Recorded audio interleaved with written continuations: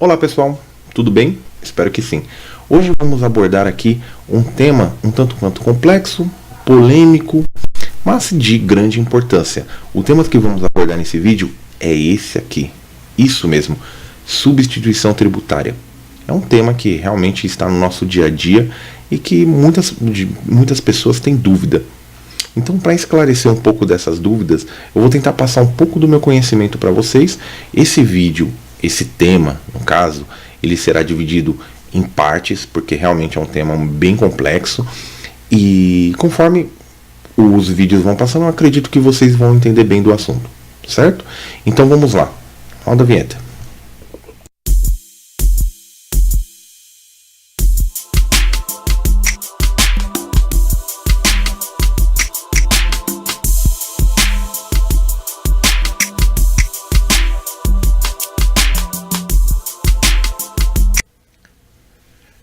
Então vamos lá, pessoal.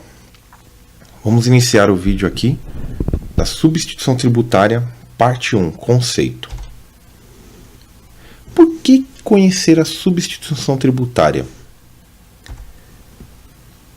Conhecer a substituição tributária é importante para você fazer a formação do seu preço de venda, análise do custo, análise do fluxo de caixa, melhor informação para o cliente e conhecimento sobre a carga tributária. Vamos começar do princípio. Para começar do princípio, é necessário que, primeiramente, nós tenhamos o conhecimento sobre a hierarquia das leis. A hierarquia das leis vai ser importante para, no decorrer do vídeo, você entender como que a substituição tributária foi introduzida e as suas diretrizes. E, do mesmo jeito, todos os seus braços vão ser fundamentados através das leis.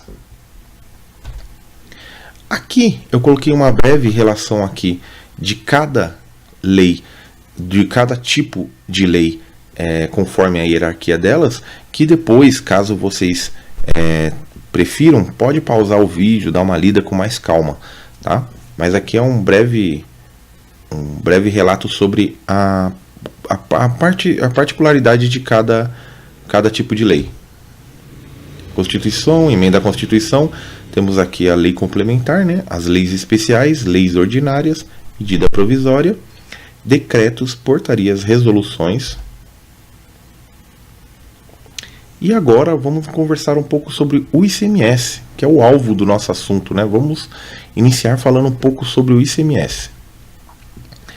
O ICMS é um imposto sobre operações relativas à circulação de mercadorias e sobre prestação de serviço de transporte interestadual e intermunicipal e de comunicação.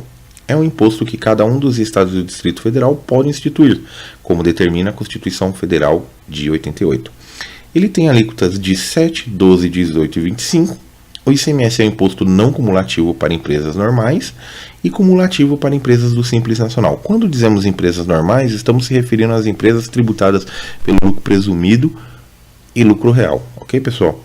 Para os estados, o ICMS é a maior fonte de recursos financeiros.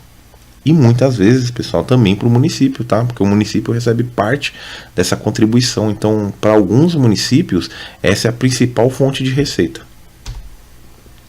Vamos entender aqui como que é um processo de ICMS, um processo mercantil sem a substituição tributária. Como que acontece? Aqui nós temos a figura da indústria, que fabrica o produto, por sua vez a indústria vende para o distribuidor e recolhe o ICMS. O distribuidor, por sua vez, passa para o ponto de venda, que também recolhe o ICMS. Então, no caso, o distribuidor vai recolher o ICMS na operação para o ponto de venda. E, por final, o ponto de venda, a loja, ao passar essa mercadoria para o consumidor final, recolhe o ICMS também. Ok? Substituição tributária. A Constituição Federal estabelece em seu artigo 150, parágrafo 7º, que a lei poderá atribuir a sujeito passivo de obrigação tributária a condição de responsável pelo pagamento de impostos, cujo fato gerador deva ocorrer posteriormente, assegurada a imediata e preferencial restituição da quantia paga, caso não se realize o fato gerador presumido. A Constituição Federal estabelece também em seu artigo 155, parágrafo 2º, item 12, inciso B, que cabe à lei complementar dispor sobre a substituição tributária. Ok? Então já vemos aí que ele menciona sobre a Constituição, sobre lei complementar, então por isso foi tão importante comentarmos sobre a hierarquia das leis. Ok? Então vamos lá, pessoal. Como que funciona aqui? No início, naquela primeira figura que eu mostrei, eu estou até colocando aqui a diferença, que seria aqui a figura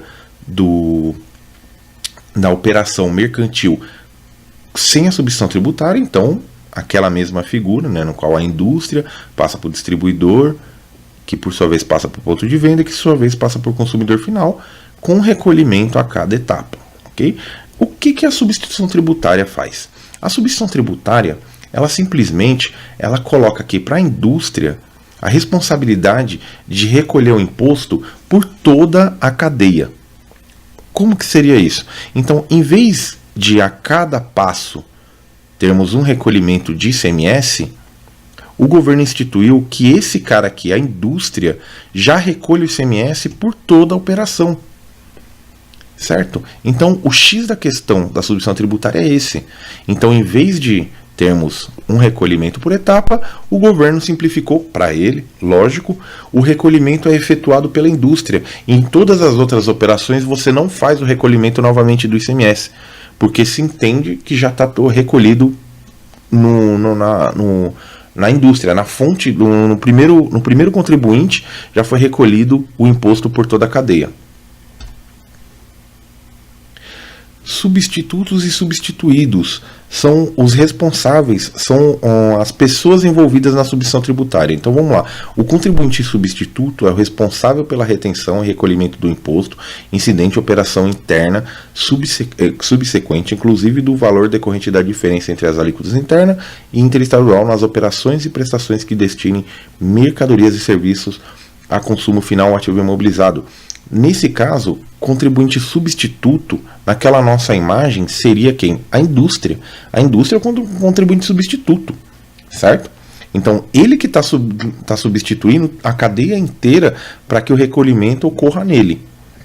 Contribuinte substituído é aquele que, relativamente às operações e prestações sujeitas à substituição tributária de ICMS, terá o imposto retido e recolhido pelo remetente. Então, naquela nossa figura novamente, o contribuinte substituto seria quem recolhe a indústria e todos os outros são contribuintes substituídos. Ok? Então vamos lá. Então vamos lá, aqui mais uma figura aqui, pessoal, para ilustrar. Então temos aqui a indústria como substituto, ICMS próprio, IST, certo? Que ela vai recolher o seu ICMS da operação normal, isso ela não deixa de recolher, e ela vai antecipar para o governo, ela vai reter para o governo as operações seguintes. Aí temos aqui a figura do atacadista, que foi substituído, então ICMS zero, pago antecipadamente por esse daqui. Temos o varejista, substituído também, ICMS pago antecipado anteriormente pela indústria, e o consumidor final, que também teve o seu imposto antecipado pela indústria, ok? Isso, agora vamos falar um pouquinho mais detalhadamente sobre as operações internas dentro do próprio Estado. Venda a não contribuinte. Nas saídas efetuadas pelo substituto com destino a não contribuinte do ICMS, não se aplica a substituição tributária, visto que o destinatário não comercializará a mercadoria, ou seja, não haverá operação subsequente. Aqui vamos colocar um parênteses, pessoal. A substituição tributária, ela na verdade não é o fato de o contribuinte substituto recolher antecipadamente pelos substituídos, ok? Se estamos vendendo, vamos supor que a indústria já venda direto para o consumidor final, não tem o que se falar de substituição tributária, uma vez que não ia ter operação subsequente, ok?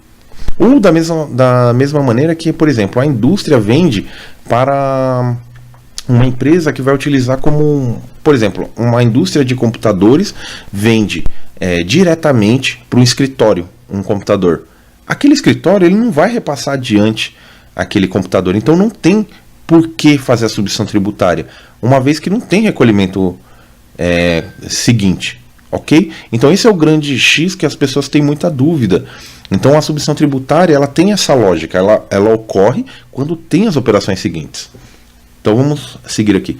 Venda contribuinte de ICMS usuário final. Nas saídas efetuadas pelo substituto com destino a contribuinte de ICMS para uso próprio do destinatário, não se aplica a substituição tributária, visto que o produto será utilizado para consumo. Exatamente o que acabamos de ver. Venda para comercialização. Nas vendas para comercialização, o imposto que será retido correspondente à diferença entre o valor obtido da aplicação da alíquota interna sobre a base de cálculo da substituição tributária e o imposto devido pela operação do próprio remetente, que aí sim teremos a substituição tributária. E de um estado para o outro, agora vamos começar a ficar um pouco mais complicado. Em uma operação tradicional interestadual, a empresa localizada no estado A vende seu produto recolhendo o imposto para o seu estado e o contribuinte do estado B venderá o produto recolhendo o imposto para seu devido estado. Sendo assim, ambos os estados receberão a receita com ICMS. Certo? Uma operação tradicional. Com o cenário de substituição tributária, essa configuração muda, ou seja, o estado A receberia por ambos no início da operação, ficando com toda a receita ICMS, situação esta que nenhum estado aceitaria. Impossibilitaria assim a substituição tributária nessas operações. Para resolver este impasse, a Lei Complementar 87/96 dispôs que a adoção do regime de substituição tributária em operações interestaduais dependerá de acordo específico celebrado pelos estados interessados, o CONFAS, colegiado formado pelas secretarias da Fazenda, Finanças ou Tributação dos estados e do Distrito Federal, criado justamente para tratar de impasses que afetam operações interestaduais. Criou os protocolos e convênios, regulamentando assim as operações de IST interestadual. Para disciplinar as normas gerais a serem observadas nesse acordo entre os estados, foi aprovado o convênio ICMS 81 de 93 até 30 de 9 de 2017 e a partir de 1 de 10 de 2017 pelo convênio 52 de 2017. Muita informação, né, pessoal? Vamos lá que eu vou resumir para vocês aqui. Vamos lá. O ICMS, ele é um imposto estadual. Então, em todas as operações no qual se inicia no estado de São Paulo, por exemplo, e termina no estado de São Paulo, o valor do ICMS fica para o governo do estado de São Paulo. Ok? A partir do momento que, vamos supor, a cadeia normal seria a indústria, para o distribuidor, para o ponto de venda, para o consumidor final. Mas vamos supor que a indústria venda para outro estado. O restante das outras operações, quem receberia numa operação tradicional seria o outro estado. Então vamos supor uma negociação entre São Paulo e Minas Gerais. O primeiro imposto que a indústria vendeu para o distribuidor, São Paulo receberia. E as seguintes, por exemplo, o distribuidor vendendo para o ponto de venda, quem receberia seria Minas Gerais. Então o que acontece? Nesse caso, a substituição tributária barrou num probleminha que daria na receita, porque como que a indústria de São Paulo poderia recolher antecipadamente por toda a operação, sendo que toda a operação, o restante da operação, quem receberia seria outro estado. Então, para isso, os estados, em conjunto, criaram convênios e protocolos que seria para acertar essa questão em si. E aí essa questão, sim, aí eles vão de maneira organizada, através de reuniões, decidir como que um vai passar o valor para o outro, como será feita a operação, normatizando, né?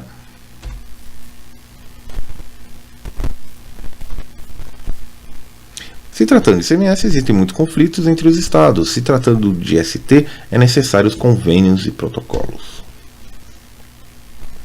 Protocolos e convênios. Vamos falar um pouco do que são os protocolos e convênios.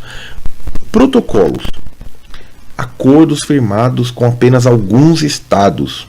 Convênios. Acordos firmados com a adesão de todos os estados. Então vamos lá. Protocolo. Estado de São Paulo decide que veículo é substituição tributária. Ok? Para ele é vantagem. Ele acha que é interessante os veículos serem substituição tributária. E nisso, ele propõe essa ideia para os outros estados, através de reuniões, só que nem todos os estados acham interessante colocar substituição tributária em seus estados, por motivos diversos.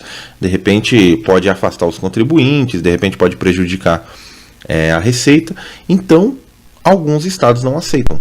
Se alguns estados não aceitarem, então esse acordo entre eles se transforma em protocolos. Se todos aceitarem, todos acharem interessante que, por exemplo, os veículos sejam substituição tributária, então seriam convênios. Tipo de substituição tributária. Temos a substituição tributária, as operações para operações subsequentes, que seria a retenção na fonte, e substituição tributária em operações antecedentes. Operações antecedentes. Pode-se atribuir a um industrial a responsabilidade pelo pagamento do imposto referente a operações anteriores, por exemplo, quando ele compra insumos de produtor rural. São alguns casos que pode acontecer. Como o produtor rural de repente não recolhe, pode ser atribuído para alguns determinados produtos que a indústria que comprou esse produto, como a indústria de laranja, alguma coisa assim, efetue esse recolhimento. Nesse caso, como há transferência de responsabilidade, trata-se de substituição tributária referente a operações antecedentes. Operações subsequentes.